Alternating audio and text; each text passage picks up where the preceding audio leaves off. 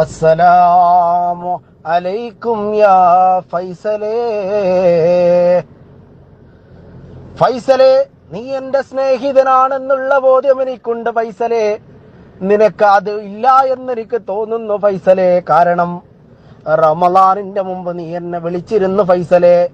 റമളാനിന്റെ മുമ്പ് നീ ആഴ്ചയിൽ 2 പ്രാവശ്യം നീ എനക്ക് വോട്ട് ഇമെയിൽ വിളിച്ചിരുന്നു. ഇല്ലെങ്കിൽ നീ എനക്കൊരു മെസ്സേജ് എങ്കിലും അയക്കുമായിരുന്നു ഫൈസലേ.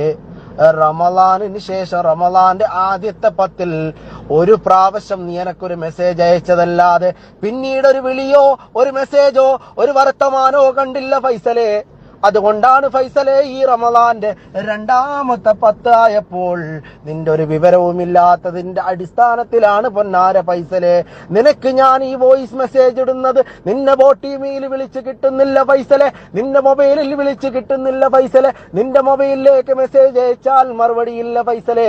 പൊന്നാര ഫൈസലേ, നീ എന്നെ മറന്നാലും നിന്റെ ദുആകളിൽ എന്നെ ഉൾപ്പെടുത്തണമെന്ന് വിനീതമായി അപേക്ഷിക്കുന്നു പൊന്നാര ഫൈസലേ.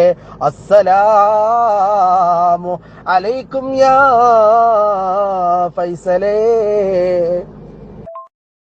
അലൈക്കുമുസ്സലാം യാ ശുക്കൂർ.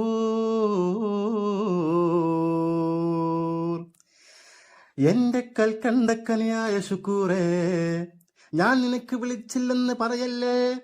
പകൽ വിളിച്ചാൽ നീ ബിസിയാണ് ശുക്കൂറേ, രാത്രി വിളിച്ചാൽ നീ ബിസിയാണ് ശുക്കൂറേ, നട്ടപ്പാതിരക്ക് വിളിച്ചാൽ പോലും. താങ്കൾ വിളിക്കുന്ന വ്യക്തി ഇപ്പോൾ വേറെ ഏതോ പെണ്ണുമായി സംസാരിക്കുകയാണ്. ദയവ് ചെയ്ത് പിന്നീട് എപ്പോഴെങ്കിലും വിളിക്കൂ എന്നാണ് പറയുന്നത് ശുക്കൂറേ. പിന്നെ ഞാൻ എങ്ങനെ വിളിക്കും ശുക്കൂറേ? റമളാനിന്റെ ആദ്യത്തെ 10 കഴിഞ്ഞത് മുതൽ നിന്നെ കാണാതായതാണ്. ആദ്യത്തെ 10 കുട്ടികളുടെ 10ആണ്. 2ഉം 3ഉം വലിയോരെ 10ആണെന്ന് പറഞ്ഞ് പള്ളിയിൽ വരാതെ വീട്ടിൽ ഇരിക്കുന്ന പെരിച്ചായി മോറ.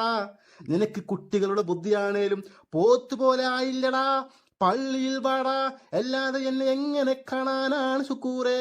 ഞാൻ നിന്നെ തിരക്കാത്ത ദിവസങ്ങളില്ല ശുക്കൂറേ. ഞാൻ നിന്നെ അന്വേഷിക്കാത്ത സ്ഥലങ്ങളില്ല ശുക്കൂറേ. അന്വേഷിച്ച് അവസാനം ഞാൻ എത്തിയത് രാമേട്ടന്റെ ഹോട്ടലിലാണ് ശുക്കൂറേ.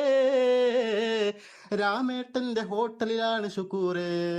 നിന്റെ തളർന്നു കിടക്കുന്ന വെള്ളിപ്പാക്ക് പൊറാട്ടയും ചിക്കൻ ചില്ലിയും വാങ്ങാൻ നീ ദിവസവും അവിടെ വരാറുണ്ടെന്ന് രാമേട്ടൻ പറഞ്ഞപ്പോൾ ഞാൻ ഞെട്ടിത്തരിച്ചു പോയി ശുക്കൂറേ. ഞാൻ നിർമാർജന ശൃംഖാതനായി ശുക്കൂറേ. ഞാൻ നിഷ്ഠൂരക വിഭ്രൂചകനായി ശുക്കൂറേ. എടാ ഉപ്പിലിട്ട ഹംഖേ, 4-5 കൊല്ലം മുമ്പ് മരിച്ച നിന്റെ വെള്ളിപ്പാക്ക് എന്തിനാടാ പൊറാട്ട? 4-5 കൊല്ലം മുന്നേ മൗത്തായ നിന്റെ വെള്ളിപ്പാക്ക് എന്തിനാടാ ചിക്കൻ ചില്ലി? നാറ്റിക്കുഞ്ഞാൻ.